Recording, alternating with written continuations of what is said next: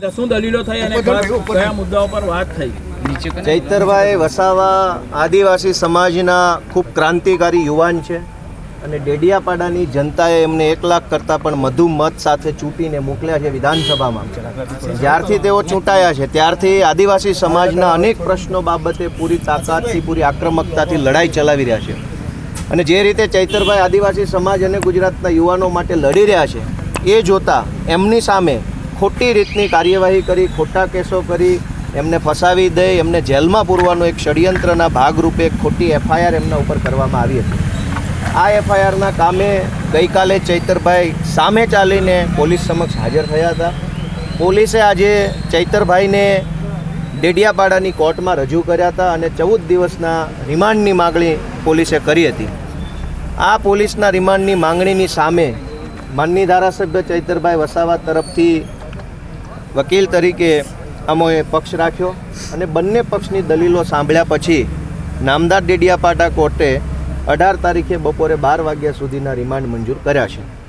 પોલીસે અંદર એવું લખ્યું છે ચૈતરભાઈ ઢોંગી કરી રહ્યા છે, ઢોંગી છે ધારાસભ્ય.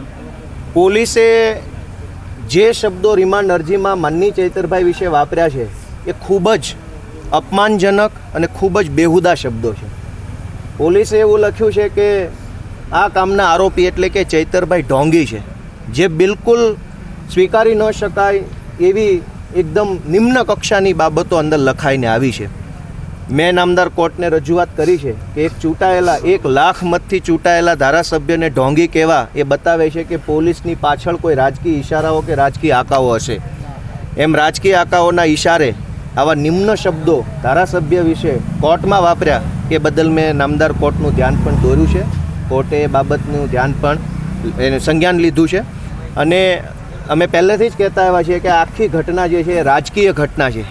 જે રીતે એક સાવ નાની ઉંમરનો એક સાવ નાનો આદિવાસી સમાજનો જુવાનીઓ અચાનક જ ધારાસભ્ય બની ગયો, એનાથી સત્તા પક્ષના સ્થાપિત હિતોના પેટમાં ખૂબ તેલ રેડાયું છે કે 40-50 વર્ષથી રાજકારણ કરતા લોકો હારી ગયા અને એક નાનો છોકરો કેવી રીતે જીતી ગયો એ વાતને લઈને ચૈતરભાઈની સામે ખોટી ફરિયાદો, ખોટા આક્ષેપો, ખોટા નિવેદનો, ખોટી રીતે અમને જેલમાં પૂરી રાખવાના ષડયંત્રો થઈ રહ્યા છે.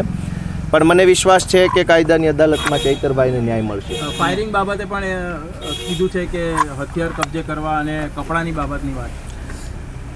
ફાયરિંગનો જે આક્ષેપ છે એ બિલકુલ ખોટો છે, બેબુનિયાદ છે, વાહિયાત છે.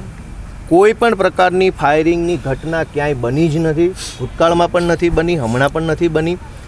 ચૈતરભાઈ વતી બચાવ કરતી વખતે અમે એવી રજૂઆત કરી છે કે આ આખી ઘટના જ જે છે એ ઉપજાવી કાઢેલી છે. આવી કોઈ ઘટના જ બની નથી, આવો કોઈ ઘટનાક્રમ જ બન્યો નથી. જે કંઈ પણ ફરિયાદીએ ફરિયાદમાં લખાયું છે એ ફરિયાદીને રાજકીય સૂચનો દ્વારા જે કંઈ કહેવામાં આવ્યું એ રાજકીય સૂચનાઓના આધારે કહેવાતી ઘટના બન્યાના 2 દિવસ પછી એફઆઈઆર આપવામાં આવી છે, જે બાબતની પણ કોર્ટે નોંધ લીધી છે. ઓકે.